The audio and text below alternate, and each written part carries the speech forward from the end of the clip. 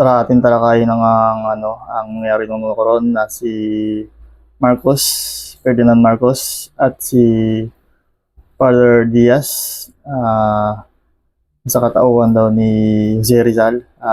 Yan, ating tingnan po kung anong nangyari niyan. Sana po sa ngayon po sa katauhan ni si Bongbong Marcos at si Cardinal Tagle, ang mga ginawa ni Ferdinand Marcos noon nakaraan nangyari na ang mga gold inano niya po sa lahat ng mga bansa, tinulong. Sana ganoon din ang gawin ni Bongbong Marcos at ni Cardinal Tagle. Mahilig silang tumulong sa mga mahirap talaga. Ayun lang ang mission nila sa mahirap.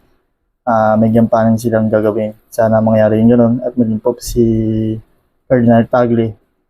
Sana ating ipanalangin at maging maganda at maayos ang bansa. Naghihirap po ang mga bansa sa iba, lalo na ngayon ang naghihirap po ngayon ay sa mga COVID yan. Pero pag bago ngayon ay sa bird flu naman, bago daw ngayon yan, kaya ang dragon kumikilos na, kaya syempre ang Rurote naman kikilos din po yan para matulungan po tayong mga naghihirap, matulungan po ang mga bagay-bagay lalo na sa ibang bansa, mga gera, mga nangyayari.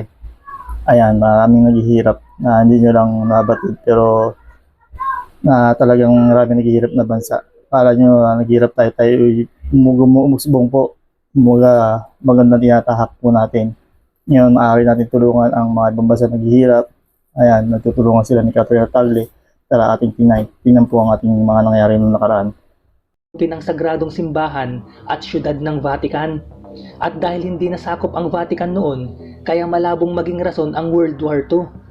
Hanggang ngayon ay isang malaking palaisipan pa rin kung sino ang namuno sa Vatican sa pagitan ng 1942 to 1946. Hindi ba pinagtakpan lang ito para maitago nila ang pagkatao ni Father Jose Antonio Diaz?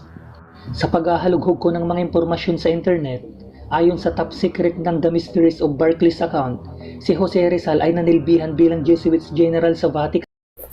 Yan po, si Jose Rizal, isa po palang pare.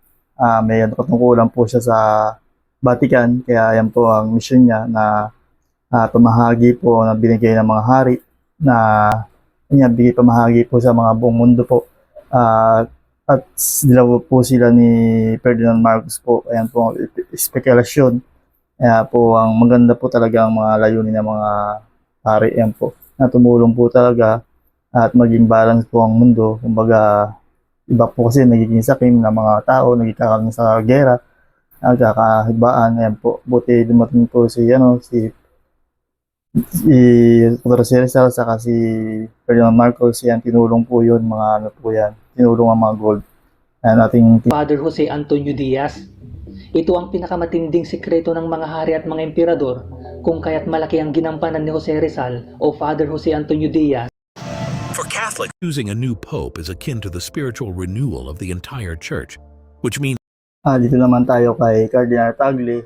Nawa siya'y mapalit na bilang Santo Papa dahil si Santo Papa Francisco ay gusto na rin niyang Pope Francis po papalit na bilang Santo Papa na si Cardinal Tagle. Ayan, sana po mapila pa si Cardinal Tagle. Sana si Cardinal Tagle na mapili at maging na po nila ni Bongbong Marcos yung mga plano na sana ganoon niya tumulong kagaya ng ginawa ni Ferdinand Marcos at ang kanyang Dr. Rizal. Dalawa po sila, nakatauhan ni Father Diaz. Ayan po, sana maging Santo Papa po si Cardinal Tagle. Ayan, pagkaloob po sa atin ng Panginoon Jesucristo. Ayan po, maraming salamat po.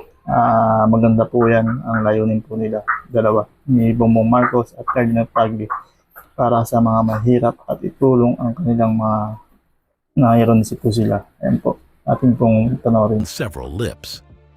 Cardinal Luis Antonio Tagle, who is often referred to as Cardinal Chito, was born on June 21, 1957 in Manila, Philippines.